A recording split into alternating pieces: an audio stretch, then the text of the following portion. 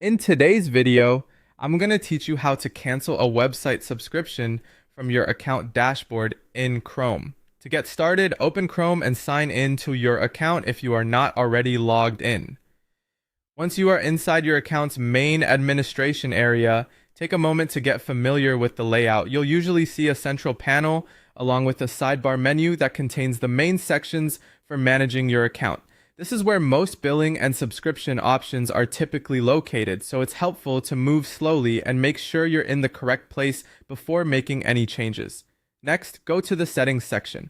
From there, open billing and account. This area contains the controls related to payments, plans, and subscription management. Depending on how the page is organized, you may see categories, rows, or account panels. Look carefully through the billing section until you find the part that lists your subscription details. If the page feels crowded, don't rush.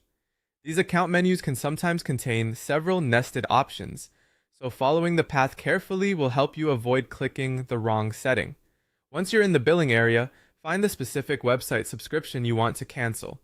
If you have more than one active subscription, make sure you select the correct one from the active subscriptions list. Usually, each subscription appears as a card, row, or panel with identifying details about the plan. Double check that you're viewing the right subscription before moving on, especially if multiple services are listed in a similar format. After selecting the correct subscription, look for the Cancel Subscription option. This may appear as a button, link, or text tool within that subscription's details area. Click it to begin the cancellation process. At this stage, the system may open a new prompt, overlay, or confirmation window. That's normal, and it usually means you're entering the final stages of the cancellation flow. You'll then be asked to choose a reason for canceling. Use the drop-down or selection list to choose the cancellation reason that best matches your situation. This step is typically required for account feedback and internal service tracking, so just select the most accurate option from the available choices.